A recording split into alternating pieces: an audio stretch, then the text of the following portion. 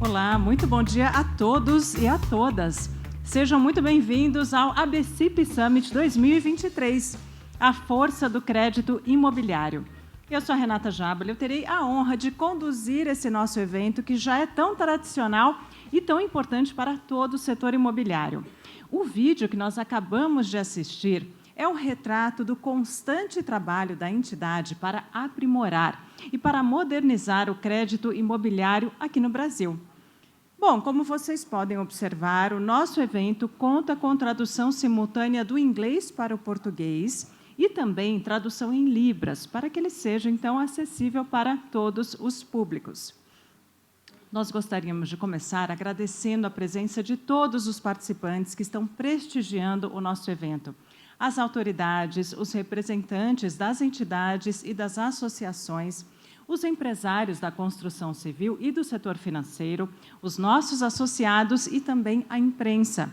E, claro, o nosso agradecimento especial vai para os nossos patrocinadores: B3, Valid, Bradesco, Caixa e Governo Federal, Cerc, Relaba, Itaú, Santander, Companhia Hipotecária Piratini, Crediblu, Inter, Poupex e Safra. E nós também agradecemos aos nossos apoiadores, a BBC, Abrainc, Banco do Brasil, Cebic, CNF, ECBC, Febraban, Fiapse Brasil, Secov São Paulo e Sinduscom São Paulo. Temas relevantes para o avanço do setor e os desafios para o próximo ano estão na agenda de debate do ABCIP Summit 2023, a força do crédito imobiliário. Antes de nós iniciarmos a programação, nós vamos assistir aos vídeos institucionais dos nossos patrocinadores Master, B3 e Valid, porque, afinal, ninguém faz nada sozinho e os nossos patrocinadores acreditam muito na força e na importância do crédito imobiliário para o crescimento da economia de todo o Brasil. Então, vamos assistir aos vídeos. B3. Nosso nome parece uma fórmula. Somamos empresas a investidores, multiplicando oportunidades. Dividimos conhecimento, cultura e subtraímos os riscos no mercado financeiro. Queremos fortalecer o Brasil. B3, a Bolsa do Brasil. A plataforma Gestão de Recebíveis da B3 irá facilitar a conexão entre as incorporadoras e os agentes financiadores. Este sistema único organiza, controla e aumenta a transparência do fluxo dos recebíveis de imóveis vendidos na planta. Agora, a incorporadora não precisa informar os agentes financiadores de forma independente. Esta nova plataforma centraliza todas as informações sobre a evolução dos recebíveis. Conheça todas as possibilidades da solução para expandir as relações do mercado imobiliário.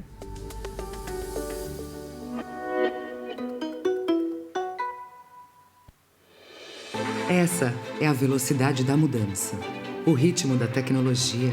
Para muitos, o presente. Para nós, o futuro. Chegando, se impondo, hoje. Identidades se transformando em dados. Inovação chegando a lugares inimagináveis. Tecnologia ficando cada vez mais inteligente. Comunicação intuitiva conectando tudo e todos. Transações mais rápidas e seguras vindas de qualquer lugar. Protegendo pessoas, contextos e processos. Confiança se tornando cada vez mais fundamental. Alguns acompanham as mudanças. A gente cria as mudanças. A Valid é a maior provedora de confiança em identificação, conectividade e meios de pagamento do Brasil. Valid, o futuro da confiança passa por aqui. Muito bem, então agora nós vamos iniciar oficialmente a nossa programação com a abertura do evento, feita pelo presidente da ABCIP, José Ramos Rocha Neto. Em seguida, nós teríamos a palestra do diretor executivo da Valid, o Rafael Spampato. Infelizmente, ele teve um problema pessoal e não conseguirá estar presente aqui conosco. Então, nós vamos seguir com a economista-chefe do Santander, a Ana Paula Vescovi, que vai trazer a sua visão sobre a conjuntura econômica nacional e internacional. E, fechando essa sessão de abertura, nós vamos ouvir o diretor de regulação do Banco Central, Otávio Damaso. Então, agora, eu convido ao palco o presidente da ABCIP, José Ramos Rocha Neto.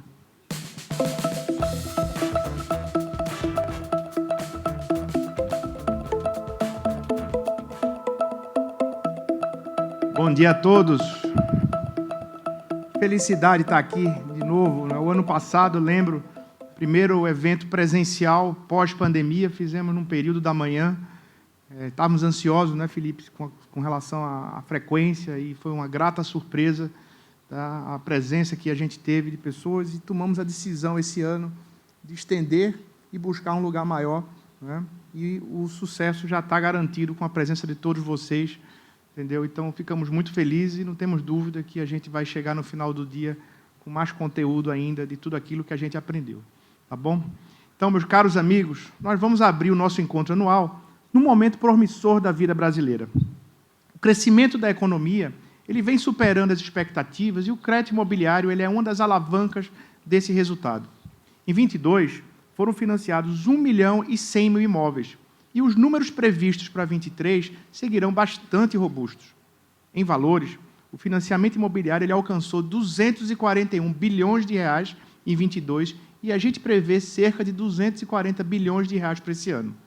Com tudo isso, o ritmo de crescimento da construção civil ela vem superando do PIB, e o setor mostra uma sensível melhora de produtividade. Um estudo recente do Observatório de Produtividade Regis Bonelli, lá da Fundação Getúlio Vargas, ele mostra que esse fato positivo ajudou a compensar o aumento dos custos de construção que assolou o setor na retomada da pandemia. Ao mesmo tempo, surpresas positivas com a inflação permitiram ao Banco Central cortar em 0,5 ponto percentual a taxa básica de juros na última reunião do Copom. Em sua ata divulgada logo em seguida, o comitê apontou para corte na mesma magnitude nas próximas reuniões. Nessa hipótese, o juro básico chegará a 11,75 no final desse ano, e com as novas rodadas de redução ao longo de 24, nós voltaremos a ter taxa de 1 dígito, criando um ambiente de mais confiança e de franca melhora. Juros em queda anima as famílias e as empresas, reduz o endividamento e atenua o desequilíbrio fiscal, revigorando o crédito em geral e o imobiliário em particular. Com todo esse cenário, não poderíamos ter a melhor hora para realizar o nosso Summit ABCIP. O foco dessa sessão inicial será o Estado e as perspectivas para a economia brasileira. Vamos ouvir o Otávio Damaso, diretor do Banco Central, e Ana Paula Vescov, economista-chefe do Santander.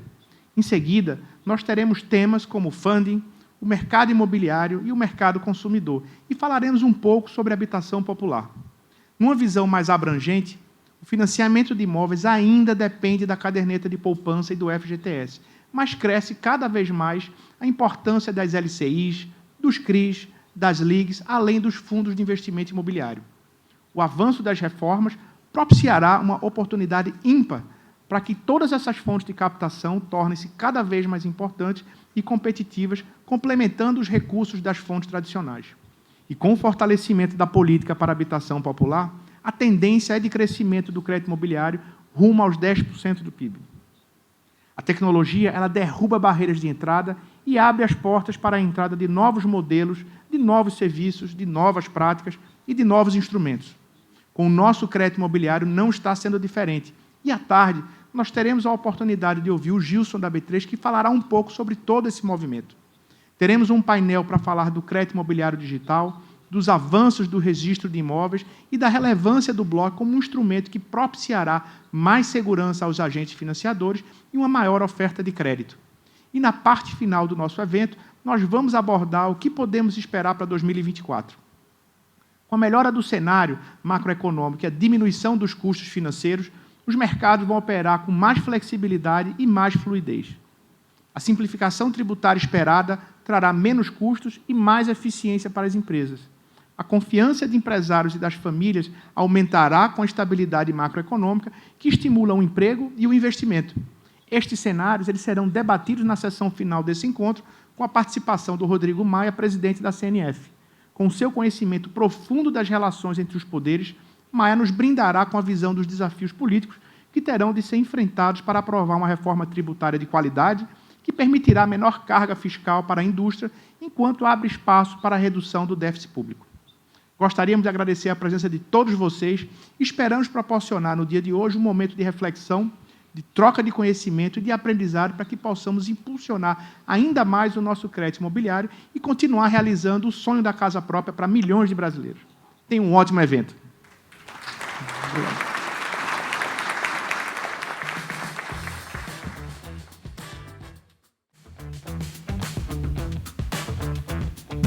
Eu esqueci de chamar a Ana Paula. Cadê você, Ana Paula? Sorry. Então, a gente vai ter agora conosco, né, a felicidade de ouvir as sábias palavras da economista-chefe do Santander, Ana Paula Vescovi. Ana Paula, muito obrigado por estar conosco aqui hoje.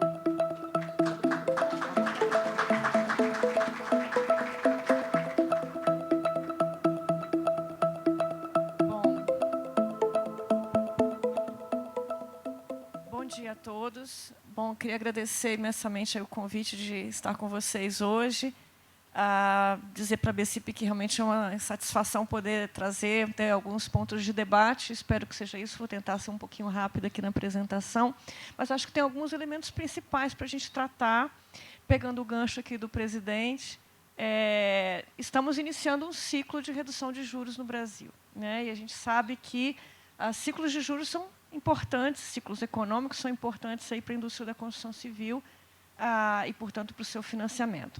O primeiro ponto que eu queria chamar a atenção é o que está por trás desse início de ciclo de juros, depois de choques importantes que a gente teve na economia. Não vou nem precisar lembrar para os senhores e senhoras a questão da pandemia, a injeção de trilhões de recursos, mundo afora, para poder conter a parada repentina de atividade. Foi mais ou menos 1/3 do PIB global que foi empenhado entre incentivos fiscais, creditícios, financeiros. Não foi pouco, né? E hoje uma discussão muito presente entre nós economistas é que nós estamos errando de forma persistente as estimativas de crescimento global.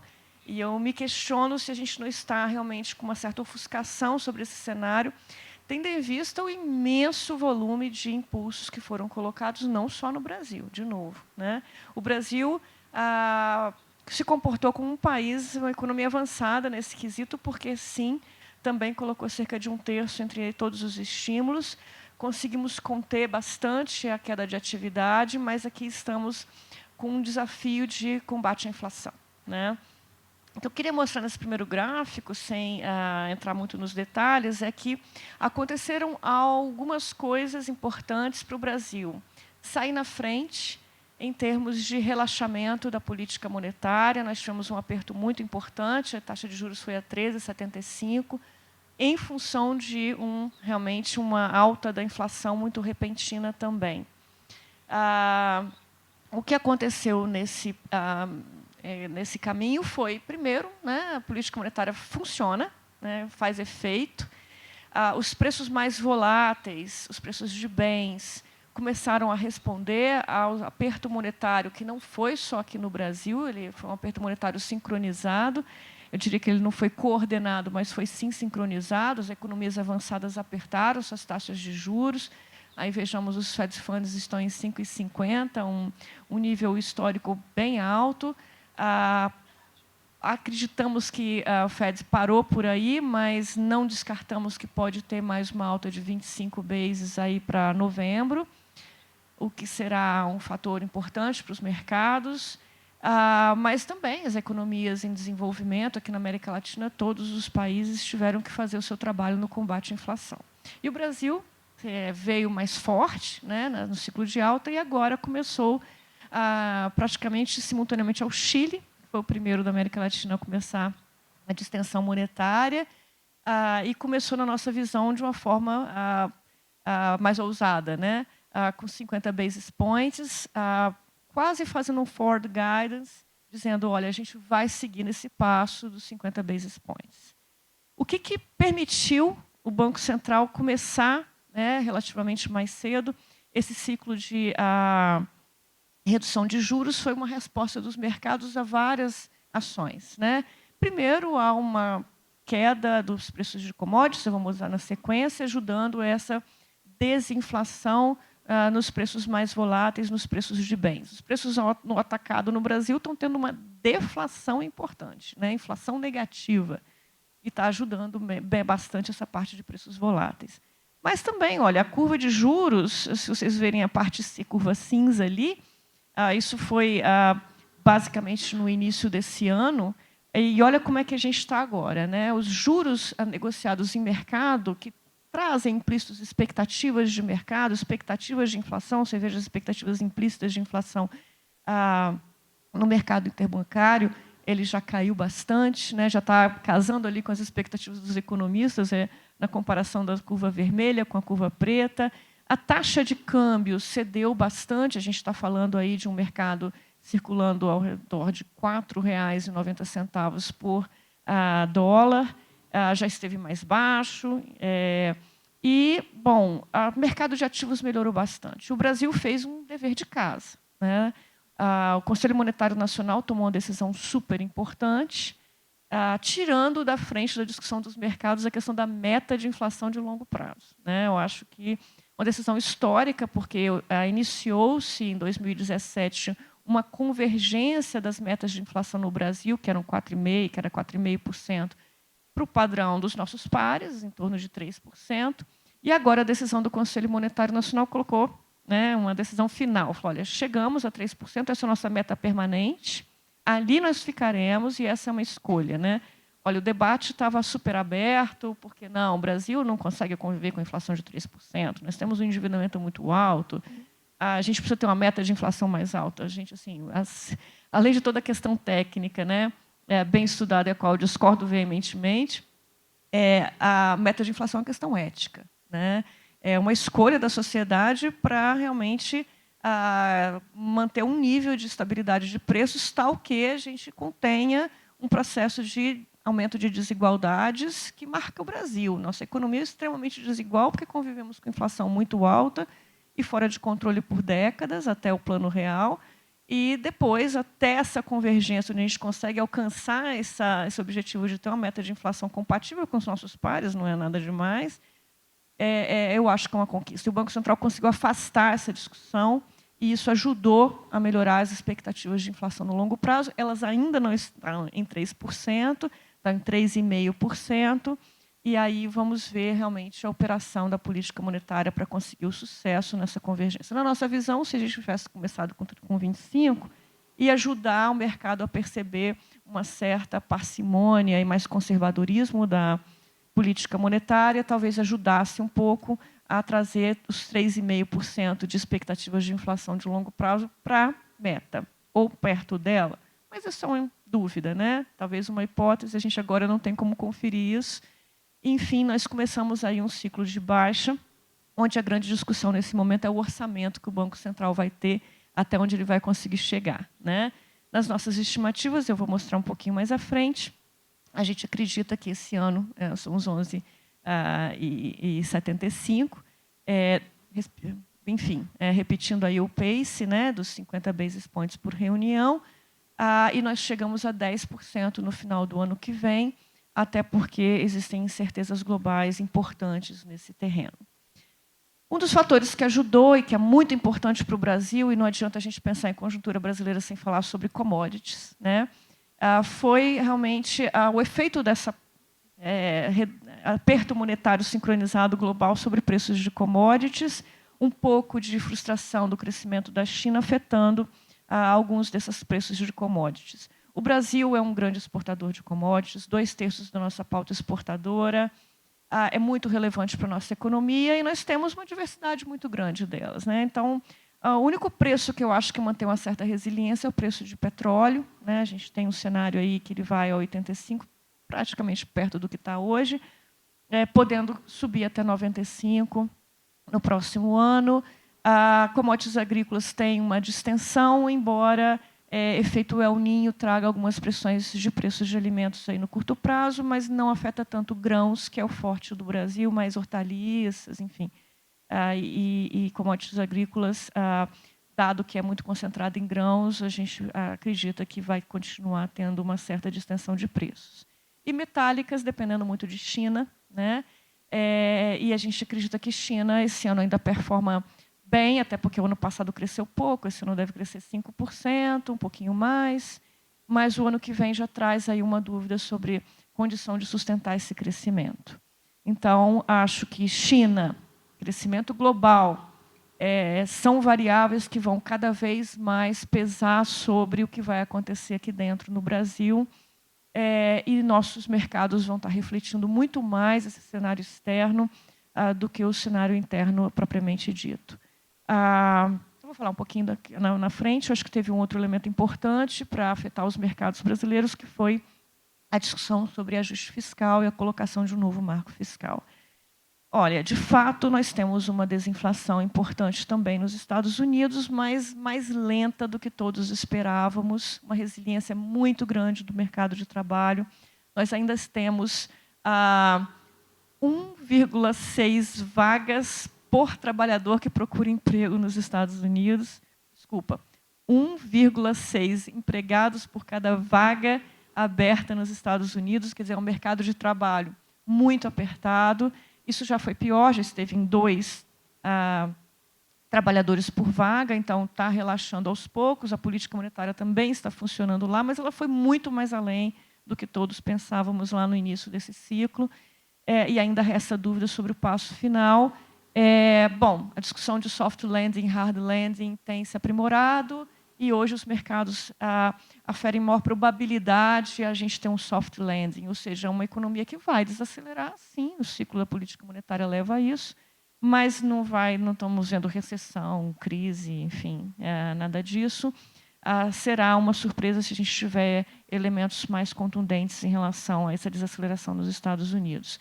E China, uma economia que me parece estar sem instrumentos para reativar a economia. Eu acho que por trás do que está acontecendo na China tem a questão geopolítica, não dá para a gente não pensar nisso, né? Houve uma quebra importante depois da guerra da Rússia com a Ucrânia. Antes disso, né, a gente chamava de trade war, né, uma certa tensão comercial entre Estados Unidos e China, muito relacionada à questão tecnológica. Isso vai continuar. Eu convivo muito com meus colegas europeus e, digamos, a percepção da Europa sobre essa questão China, Estados Unidos, ela é mais acirrada. Taiwan é uma preocupação muito grande em relação a isso, e os Estados Unidos começam a desenvolver uma estratégia de reshoring nessa área tecnológica muito importante. Eu vou falar um pouquinho mais sobre isso, porque isso afeta diretamente a América Latina. Mas, enfim, sem drivers maiores de estímulo e crescimento na China. O mercado imobiliário, que era um driver super importante, é 30% da economia chinesa. Parece que há um esgotamento e um risco muito grande, especialmente na área de financiamento imobiliário lá. Vocês estão acompanhando os casos, né, Evergrande e outros que já começam a aparecer. E uma preocupação do governo de dar um tempo para isso se acomodar, e o consumo que não tem muito espaço para ser estimulado, dado que as taxas de juros já são baixas e praticamente não há inflação na China. Então, isso é também um fator aí de atenção, preocupação, é um risco, na verdade, para os nossos cenários, e que a gente observa aí de perto. Bom, a política monetária, nossa trajetória é essa. A gente acredita que, dado esse 11,75, que praticamente já está dado pelo Forward Guidance, a partir daí a gente vai ter um espaço de continuidade de redução de taxas de juros por 2 anos. Até o ano que vem é uma instância contracionista, dado que, gradualmente, né, a gente vai ter a redução de juros junto com a desinflação. A gente estima uma inflação de 4,7% esse ano, viés de baixa. A gente estima que essa inflação ainda convirja para 3,9% o ano que vem. Enfim, é uma desinflação gradual, longo prazo. Nós estamos preocupados porque, se esses drivers de crescimento realmente não vierem, pode ser uma escolha aí, incentivo pela política monetária, e que a gente passe já para uma instância estimulativa, principalmente em função do ciclo governamental. Né? Aqui uma preocupação grande dos mercados. A taxa terminal tende a ser neutra, né? Vamos chamar assim, a Selic neutra, nominal, que não é nem estimulativa, nem contracionista, pode estar aí mais perto de 9%, isso é que os mercados precificam hoje. E isso depende muito de qual é essa taxa de juros neutra real da economia brasileira, que não é uma variável observável, mas está muito relacionado, por exemplo, à condução da política fiscal. Então, nós temos um cenário que essa instância pode entrar já na área estimulativa, e todas as percepções, os modelos que a gente roda e acompanha demonstram que a gente subestima inflação e taxa de juros nos ciclos de baixa, assim como a gente superestima a inflação e taxa de juros ao contrário. A gente superestima a inflação e taxa de juros nos ciclos de baixa e subestima a inflação e taxa de juros nos ciclos de alta. Então, acreditando que esses modelos estão certos, a gente está aí um pouquinho diferente do mercado, acreditando que a gente pode entrar numa instância estimulativa já em 2025, até por conta do ciclo de gestão pública. Isto é uma preocupação, dado que a gente vê no longo prazo dificuldades dessa ancoragem da meta, né? Obviamente que no meio aí tem a mudança do board, do Banco Central, algo que a gente vai ter que observar bastante.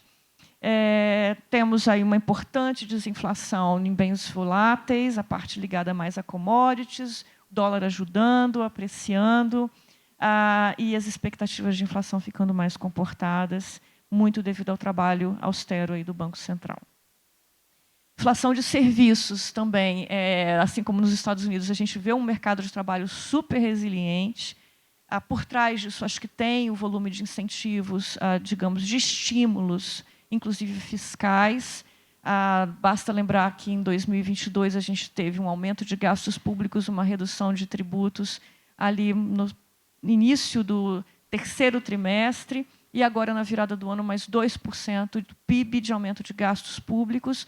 O Brasil está colocando o aumento de gastos públicos na frente do esforço de aumentar receitas e uma estratégia de política fiscal claramente voltada ao aumento de carga tributária para fazer uma consolidação fiscal muito gradual, com uma execução muito arriscada. Mas, sim, o mercado de trabalho está resistindo, nós temos aí salários reais ainda rodando em patamares altos, mas desinflacionando, né? É importante dizer, de novo, a política monetária está funcionando, ela funciona, e aqui no cenário de inflação que eu já comentei, em função de toda essa trajetória positiva com impactos da política monetária na contenção da inflação. Preocupação, que eu acho que isso também afeta de forma cruzada o financiamento imobiliário, a inadimplência das famílias muito alta. Isso aqui é um núcleo de inadimplência, um cálculo que a gente faz colocando as linhas mais arriscadas, menos garantidas. A gente nunca teve um nível de inadimplência tão alto nas famílias brasileiras, em contraposição a uma desalavancagem importante nas empresas. Um crescimento pequeno na inadimplência das empresas como um todo, mais nas pequenas empresas, mas ainda com um nível bastante desalavancado comparativamente com a história recente. Obviamente que isso é um fator importante. Enquanto a gente tem uma preocupação grande com a inadimplência das famílias, a questão das empresas, das companhias está mais comportada, digamos assim. Mas isso nos leva a uma visão de crédito desacelerando nos próximos anos, em função desse ajuste. Eu acho que a gente está num ambiente de normalização, né, desses impulsos pós-pandemia, que pode perdurar aí mais um pouco de tempo, mais alguns anos. Cartão de crédito, principal modalidade, né, e a gente sabe que o financiamento imobiliário ele é garantido, é uma linha que ocupou mais espaço no total da concessão de crédito, e isso, inclusive, tem ajudado a dar mais estabilidade aí às variáveis de concessão de crédito.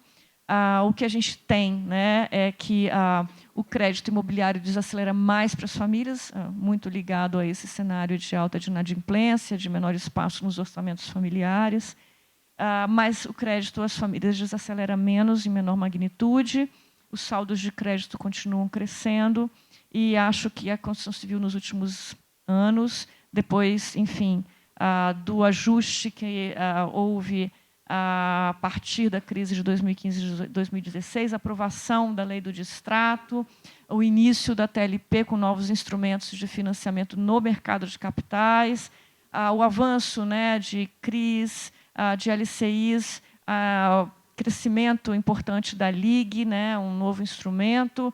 Eu acho que isso é um fator muito positivo para a área de financiamento e funding, né, para a construção imobiliária, sempre lembrando que o Brasil tem uma característica muito importante nessa área, que é um tamanho do crédito direcionado, né? As taxas de juros, obviamente, acompanham aí um pouco o ciclo monetário com mais estabilidade, pelo que eu estou mencionando agora. Nós temos um crédito direcionado muito alto no Brasil, comparativamente a outros países. Esse crédito direcionado ultrapassa 40%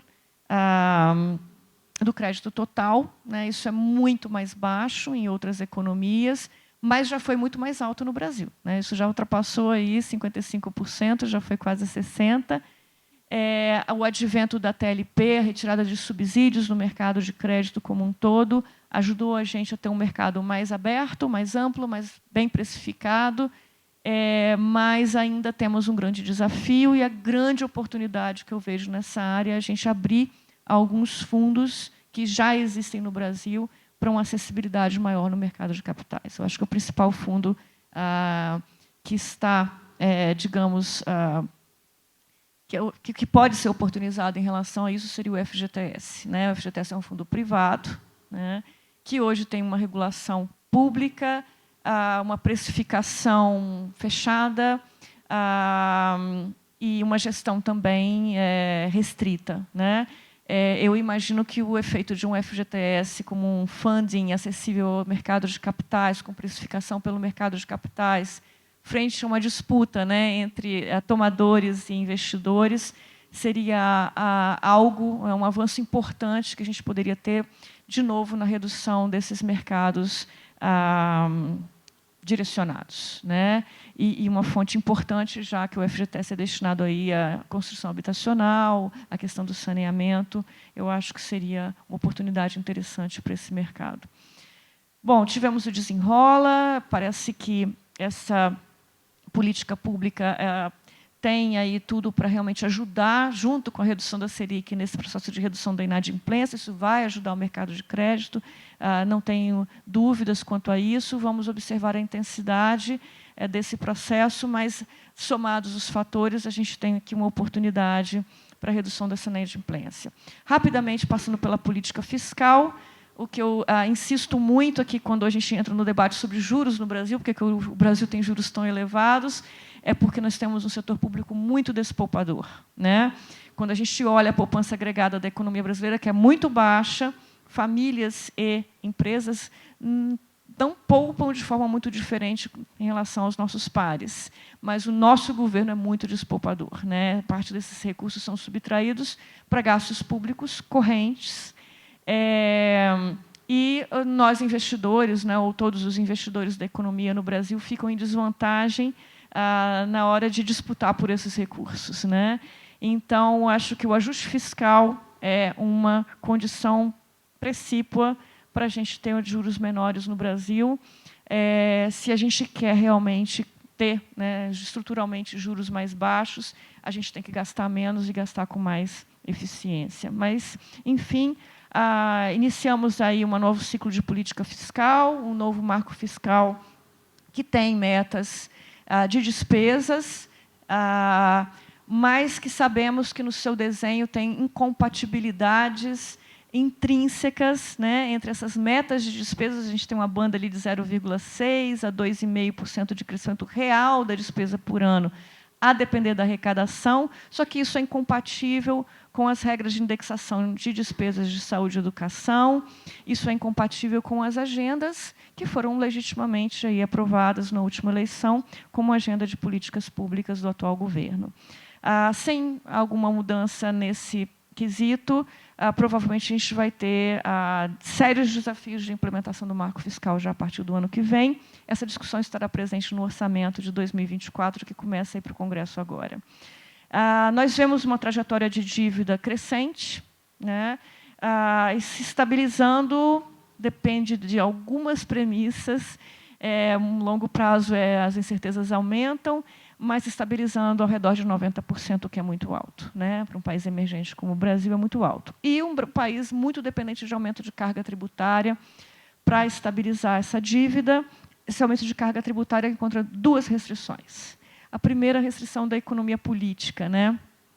A gente sabe que o Congresso brasileiro repercute bem a resistência que a sociedade tem de pagar mais impostos, sendo que a gente tem dúvidas quanto à eficácia, eficiência da aplicação desses recursos na outra ponta. A sociedade se sente pouco apreciada em termos de serviços de saúde, de educação, de segurança pública, tudo que, enfim, está por trás do gasto público, né? Então, isso repercute sobre o Congresso e a dificuldade que a gente tem de aprovar simplesmente aumentos de carga tributária no Brasil. De uma forma mais geral, e pontuando uma ou outra questão, a gente pode até discutir mais sobre isso. E a segunda restrição, né, é que eu chamo do equilíbrio geral da economia.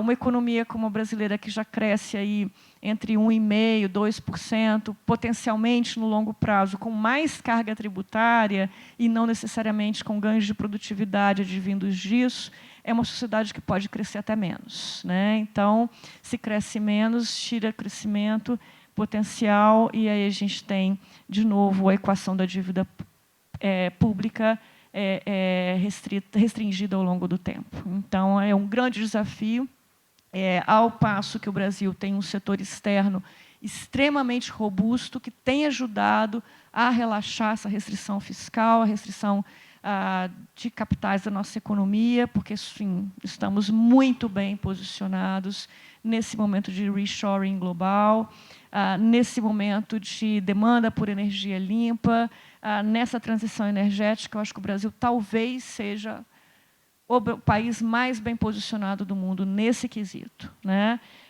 Isso vai nos ajudar pelo lado externo, onde somos extremamente sólidos, né? Temos reservas cambiais, dívida pública praticamente denominada na nossa moeda, não temos dependência de dólar, ao contrário, temos ativos líquidos, né?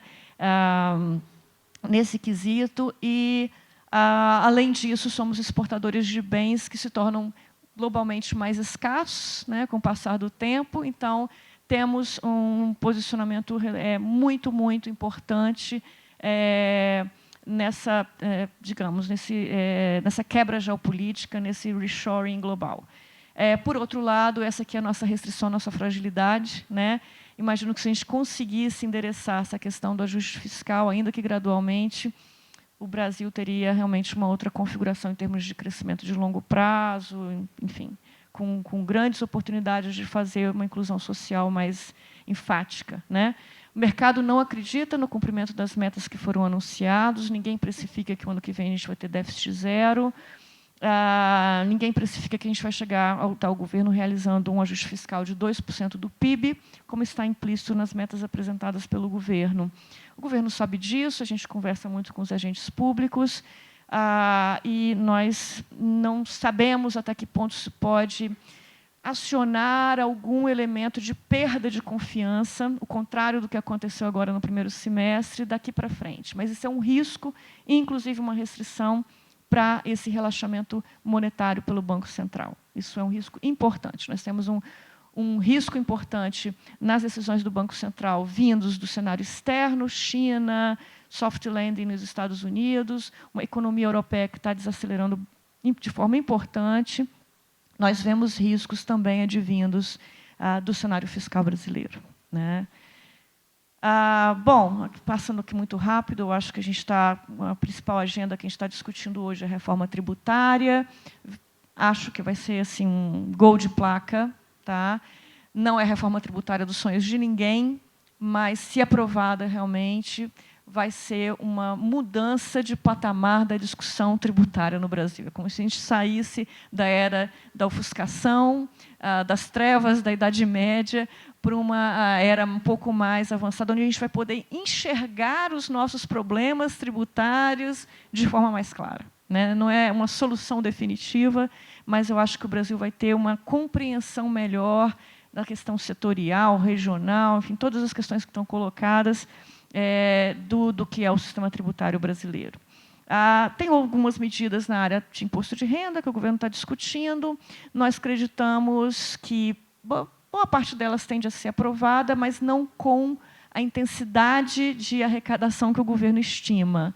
Acho que as medidas vão ser mais superficiais do que as propostas, e nós acreditamos aí na aprovação em torno de 1% do PIB, enfim.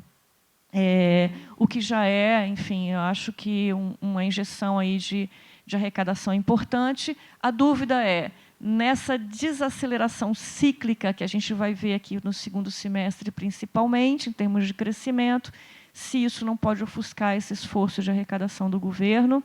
E essa desaceleração cíclica tem tudo a ver com o ciclo econômico, o ciclo de política monetária. A política monetária funciona, e ela funciona no sentido de frear um pouquinho a demanda para deixar a oferta se acomodar, né? Então, dito isso, nós temos uma projeção de um leve aumento da taxa de desemprego, não vemos o mercado de trabalho relaxar de forma muito importante, ficando ali muito próximo do que a gente acredita seja uma taxa natural de desemprego, e isso ajuda, inclusive, a dar uma certa sustentação na atividade. Nós vemos uma desaceleração cíclica nos próximos trimestres. Aqui, no segundo trimestre, é um cenário de mais estabilidade. Importante dizer, esse crescimento do PIB, que veio surpreendendo a todos, ele veio meio a meio. Super safra, que, inclusive, surpreendeu o próprio setor, e essa resiliência aí no setor de serviços, tendo por trás mercado de trabalho. O setor de serviços é muito grande e surpreendeu pouco. A safra ela pesa pouco no PIB, mas surpreendeu muito. Então, fica meio a meio essa surpresa de crescimento.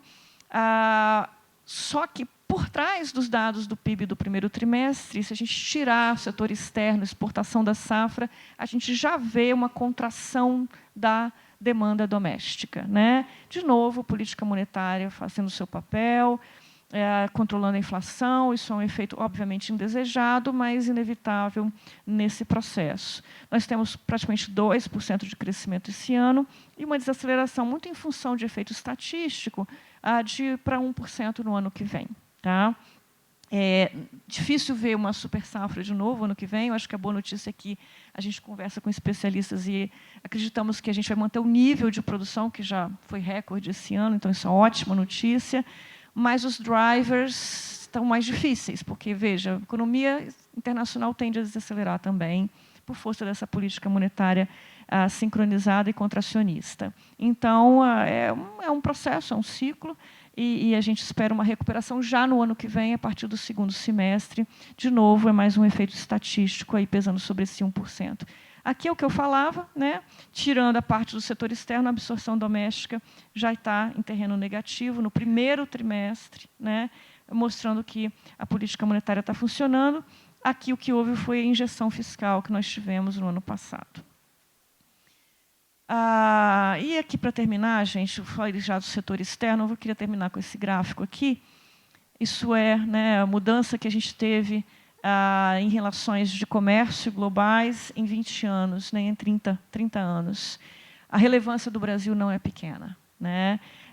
O Brasil é um país superavitário naqueles bens que o mundo é extremamente deficitário. Isso é estrutural do Brasil, né? Nós temos um setor agrícola, além de com alta produtividade e tecnologia, abundante, né? E ainda temos a questão energética, que não está expressada aqui diretamente nesse gráfico, mas que tem de ser a nossa grande vantagem comparativa para os próximos 30 anos.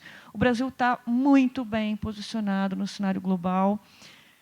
Se a gente fizer o dever de casa, eu acho que realmente a gente vai estar falando aí de um aumento de PIB potencial para o Brasil nos próximos anos. Depende muito de como a gente vai fazer o transcurso aí dessa agenda doméstica em termos de reformas e de retirar da frente as restrições severas que a gente tem em termos principalmente da poupança agregada, da poupança doméstica e do setor público brasileiro. Ok, vou ficar por aqui. Obrigada a todos.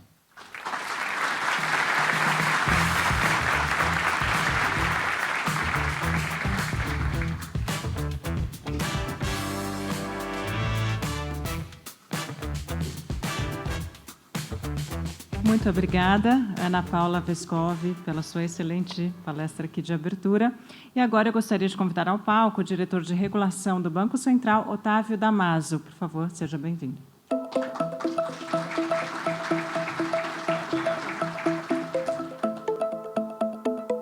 Bom dia a todos. Inicialmente, gostaria de agradecer à ABCIP, em nome do presidente, José Rocha, e também do Felipe, pelo convite para participar mais uma vez desse evento.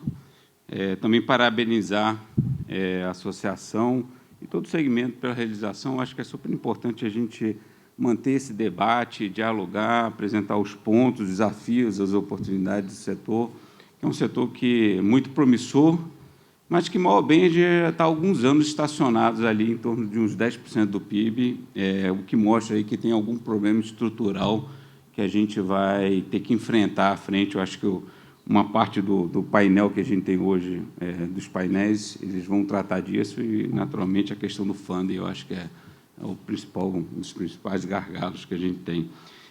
Parabenizar também a Ana Paula pela apresentação, muito boa, uma visão geral aí da macroeconomia. E a minha intervenção de hoje está dividida em 3 partes. Eu vou falar um pouco dos avanços da agenda regulatória, né? Depois eu vou chamar a atenção a alguns pontos, até como papel de regulador, supervisor, que a gente precisa estar acompanhando lá, sempre focando na estabilidade, não só do segmento, mas na estabilidade financeira como um todo, mas nada preocupante. E, por fim, falar um pouco da condição da política monetária também. Indo para a agenda regulatória, o Banco Central, eu acho que tem 3 eixos de ação na parte de... E aí, quando eu falo regulatória, é um mix aí de legislação com regulação, porque a gente trabalha muito de construir, junto com o Congresso, soluções legais que depois vão dar base aí para o avanço na regulação. Então, são 3 eixos que a gente busca trabalhar no Banco Central. Primeiro, de efetividade das garantias, eu acho que é fundamental esse avanço. A gente mudou a figura do sistema imobiliário há uns 20, 30 anos atrás, com a constituição da alienação fiduciária, mas tem vários outros avanços que a gente precisa fazer e está fazendo. O segundo eixo é o de eficiência e o terceiro eixo é o de funding. Tá? Olhando para as garantias, os movimentos recentes que a gente fez em conjunto, inclusive com o Ministério da Fazenda, foi a constituição do Marco Legal das Garantias, com o objetivo de reduzir os riscos de judicialização dos processos de execução, aprimorar o próprio processo de execução extrajudicial da alienação fiduciária e reformular o processo de execução de hipotecas. Esse é um instrumento que, principalmente para o financiamento às famílias, ele foi abortado, mas eu sempre falo que em um futuro talvez seja interessante a gente resgatá-lo também para financiamento às famílias, dado que ele é o padrão mundial, o formato dele é o padrão mundial, e nesse processo aí do Marco Legal das Garantias, a gente trabalhou em melhorar a questão da execução das hipotecas também. E também, ainda no eixo de garantias, não poderia deixar de destacar o registro de recebíveis imobiliários. Aqui eu sempre gosto de fazer uma pausa para lembrar um pouco a história do registro de recebíveis imobiliários, que ele surgiu de uma conversa que a gente começou a ter com a indústria da construção.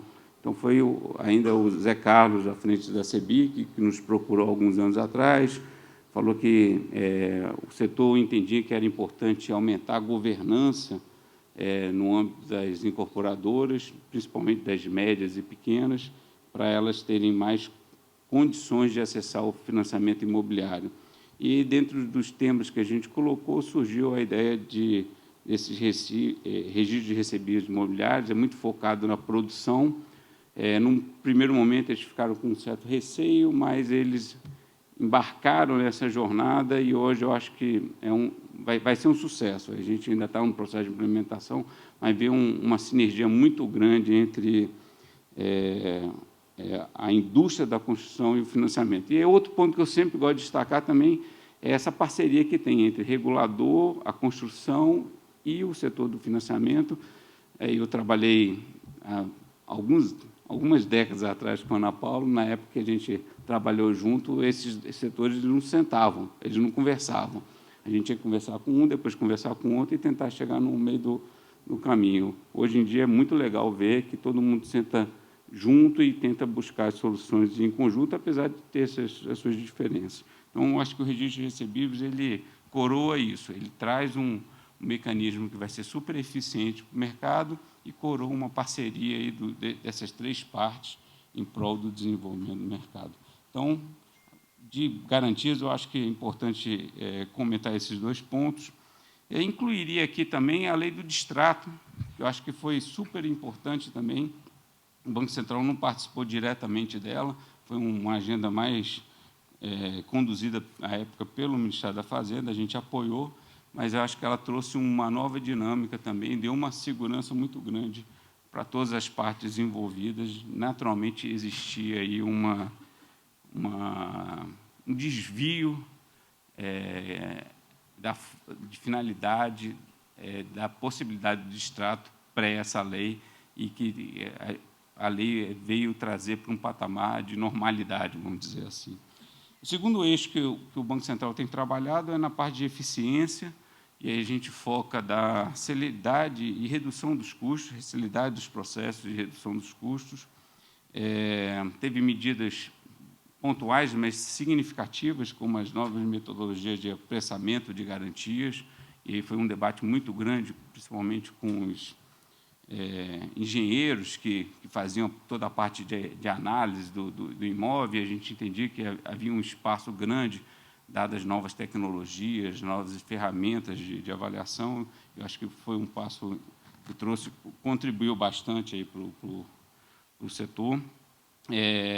A própria reforma da lei dos registros públicos, que abriu um espaço grande para tornar os registros de imóveis plenamente digitais. Esse é um processo, tem que acontecer, é importante, e também contempla a possibilidade da interoperabilidade entre os cartórios. Então, acho que isso é uma agenda que está sendo construída, e isso vai trazer uma eficiência grande. E, novamente, o marco das garantias pela plena utilização dos imóveis como garantia de operações de crédito. Aí também a questão do Home Equity, que é uma agenda que já existia, mas tomou uma outra dimensão com a chegada do Roberto Campos lá, que trouxe essa ideia de a gente fortalecer a ideia do Home Equity, que é presente em outros mercados e que aqui no Brasil tem um potencial enorme, dado todo o equity investido em imóvel, mas muito pouco utilizado assim ainda para fins de alavancar o crédito como um todo. Mas o que a gente vê é que, gradualmente, isso está acontecendo, e principalmente em casos onde você precisa de uma recomposição de várias dívidas, e aí vem a solução do Home Equity, principalmente para o empresário, para uma família, e ele consegue fazer uma recomposição de dívida em condições muito, muito melhores, né? Então, acho que esse também é um avanço grande. E um outro ponto que eu gostaria de destacar também é as próprias regras prudenciais que a gente implementou ano passado, elas entraram em vigor agora em 1º de julho, relacionadas à padronização de crédito, requerimento de capital, que, no conjunto, reduziu o requerimento do sistema como um todo em torno de 7 bilhões de reais. Então, é um recurso que, naturalmente, as instituições financeiras podem alocar ou não, em termos de capital, para diversas finalidades, mas que cabe aí cada área do setor imobiliário de cada instituição financeira buscar para que fique na própria área. Mas são 7 bilhões a menos de requerimento de capital, e é uma regra que veio 100% alinhada com o Acordo de Basileia III, dado que ele trouxe um modelo de maior granularidade, e isso favoreceu esse movimento que a gente fez aqui, 100% alinhado com Basileia. E um terceiro ponto que eu gostaria de destacar, e essa é uma agenda futura, é toda a implementação do Open Finance. O Open Finance é um processo, ele está sendo implementado de forma gradual, as coisas já estão acontecendo, a gente conversa bilateralmente com várias instituições financeiras, já estão usando muitas informações que tem no Open Finance, e eu vejo também várias oportunidades para as instituições financeiras e para todos os stakeholders que operam no segmento imobiliário, com base nessa prerrogativa dessa plataforma, desse ecossistema que foi criado, Open Finance, alavancar ainda mais questões relacionadas ao crédito imobiliário. Cabe aí cada um a criatividade e de como usar, e de como acessar, e de como oferecer produtos e serviços de melhor qualidade para os seus clientes focados na questão do Open Finance. O terceiro eixo, então vamos agora para o terceiro eixo, que é o funding. O Banco Central também trabalhou ao longo dos últimos anos bastante para isso. A gente completou uma prateleira de instrumentos de captação. Então, a gente já tinha aí toda a questão de securitização, de letra de crédito imobiliário, mas criou a LIG em 2015, né, que é o Covered Bonds brasileiro, e na agenda está a possibilidade da emissão de LIG no exterior, a emissão externa. Então, é uma outra possibilidade de funding, de você começar a captar com esse instrumento, que é um instrumento conhecido internacionalmente, mas agora com possibilidade de acesso a recursos de investidores estrangeiros diretamente. Mesmo no âmbito da caderneta de poupança, a gente fez um processo muito interessante de racionalização do direcionamento. Dado que existe o direcionamento, vamos tornar ele o mais racional possível, reduzindo distorções e complexidades, e limpando ele, né, e flexibilizando também. Eu acho que esse é um ponto bem interessante, tanto em termos das taxas de juros, quanto em termos dos valores que existiam dentro do direcionamento. Então, dado a regra, que é um dispositivo legal, que é o direcionamento, o que a gente fez foi dar condições de mercado para ele na parte da aplicação, tirando alguns entraves, alguns limites que existiam, e o segmento está andando bem nesse aspecto. Agora, não poderia deixar de concluir essa primeira parte da minha intervenção, principalmente nesse aspecto de funding, sem falar do principal desafio que o setor tem à frente, que é como a gente vai acessar novas fontes de recursos para fazer esse patamar do crédito imobiliário, que hoje está girando já há alguns anos em torno dos 10% do PIB, para um patamar compatível com outros emergentes. Não estou nem falando compatível com economias avançadas, com outros emergentes que a gente acha que é algo em torno de 20%, 25%. Lá no início desse século, a gente começou com um crédito PIB no financiamento imobiliário em torno de 2%, conseguiu, em 10, 15 anos, avançar para esses 10%, mas já está há alguns anos estacionado em torno dos 10%, e eu só vislumbro esse incremento maior nos próximos anos se a gente colocar outros fundings para operar nesse mercado. Naturalmente, tem todo o mercado de capitais, tem propostas como a que a Ana Paula apresentou, tem um fortalecimento da LIG em condições de mercado. Naturalmente, as condições macro do ciclo monetário têm uma relevância significativa, mas, enfim, o nosso grande desafio, olhando aí uma perspectiva de 5, 10, 15 anos à frente, qual vai ser o funding para fazer o crédito imobiliário dar um novo salto em relação ao PIB. Na nossa avaliação, pelo tudo que a gente tem conversado, a poupança até aqui cumpriu um papel muito importante e vai continuar cumprindo um papel, mas não vai ser a caderneta de poupança que vai fazer a gente mudar de patamar. Tudo que a gente tem conversado com as instituições financeiras é que o perfil do investidor mudou nos últimos anos, advindo da maior acesso a outros produtos, advindo de plataformas de investimento, até ações de tecnologia, de eficiência, como Open Finance, PIX, enfim, uma série de fatores fazem do que a caderneta de poupança ela continue sendo atrativa para um segmento, mas não tanto quanto era no passado. Essa é uma hipótese. Eu acho que a gente vai ter que avaliar isso conforme os ciclos monetários para frente.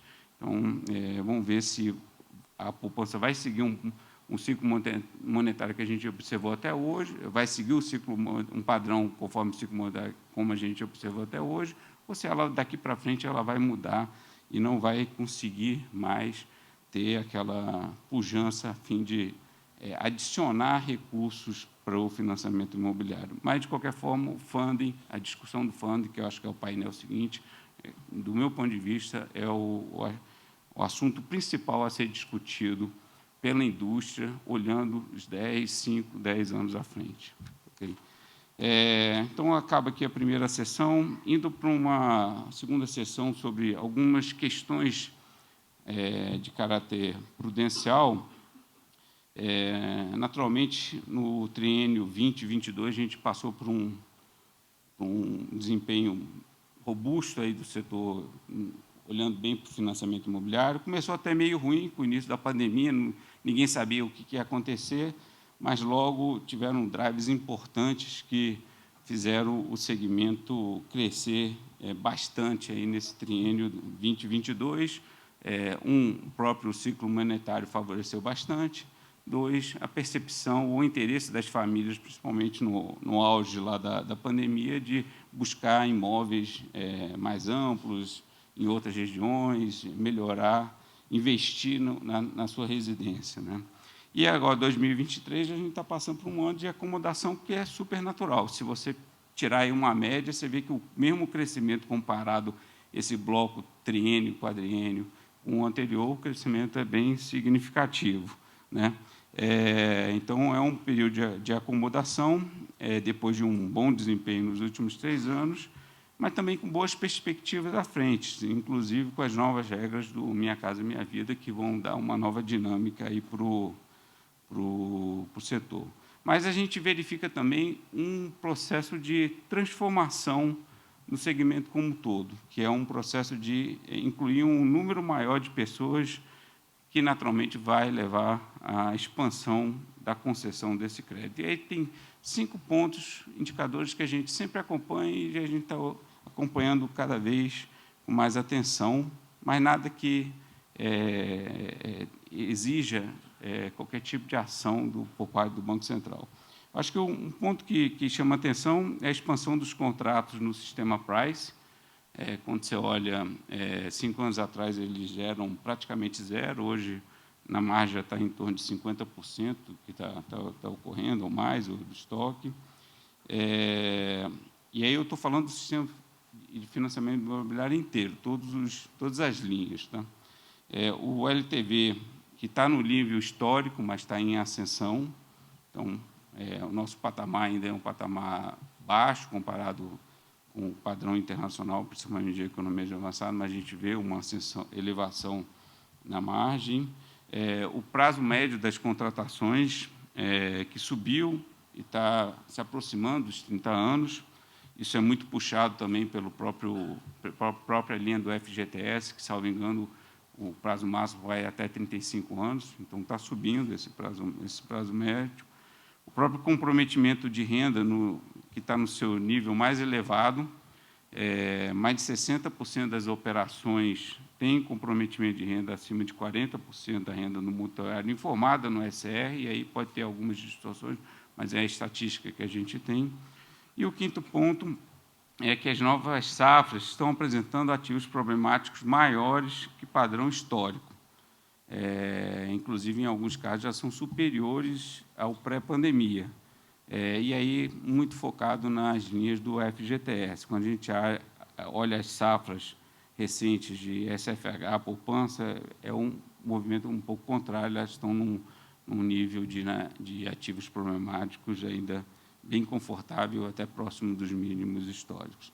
Então, são pontos que fazem parte da rotina do Banco Central, na parte de supervisão, ficar olhando como esses indicadores estão desenvolvendo e, naturalmente, com qualquer sinal de problema, a gente atuar até para garantir o crescimento sustentável do segmento.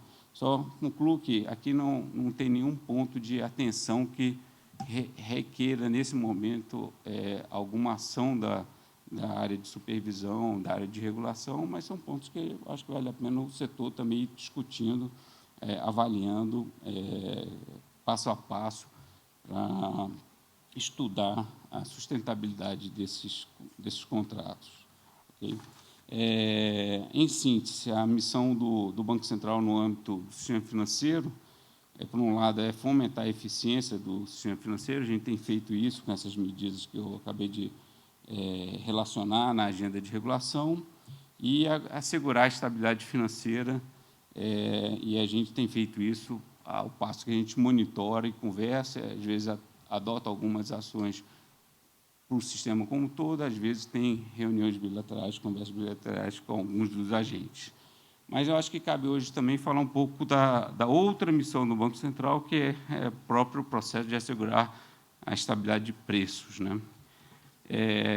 Aqui cabe algumas considerações sobre o comportamento da inflação no Brasil e também sobre a condução da política monetária pelo Copom.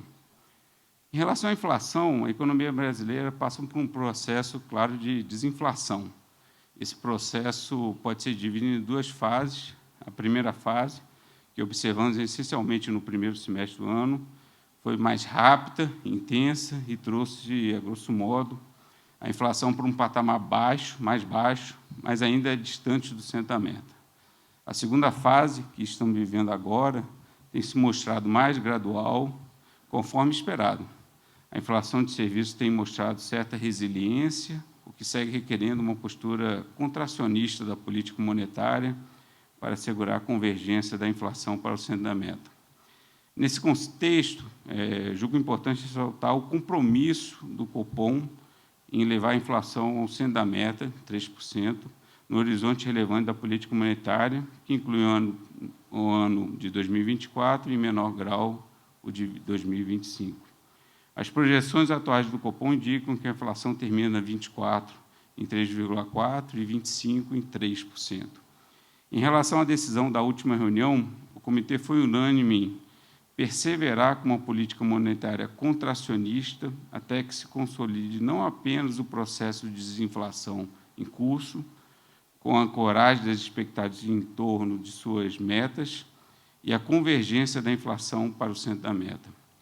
E também antecipar a manutenção do ritmo de ajuste das condições monetárias, por entender ser esse ritmo apropriado para manter a política monetária contracionista necessária para o processo desinflacionário. É pouco provável uma intensificação adicional do ritmo de ajuste. Isso só poderia vir a acontecer diante de surpresas positivas substanciais à dinâmica desinflacionária, que elevasse muito a confiança na dinâmica da inflação à frente. A decisão final da redução da Selic em 50 pontos, versus a opção que existia de 25 pontos na última reunião do Copom, na minha opinião, é uma questão circunscrita especificamente ao início do processo apenas. Ficou para trás. Acho que a mensagem principal é que há um consenso pleno dos membros do Copom sobre o plano de voo à frente, em particular o compromisso da convergência da inflação para o centro da meta. E aí, com isso, eu queria mais uma vez agradecer o convite, parabenizar pela realização do evento. Vou acompanhar depois os debates, as conclusões dos debates dos diversos painéis. A gente mantém um diálogo permanente aí com a associação e com todos os players do mercado. E parabenizar a todos e que todos tenham um excelente evento de hoje. Muito obrigado.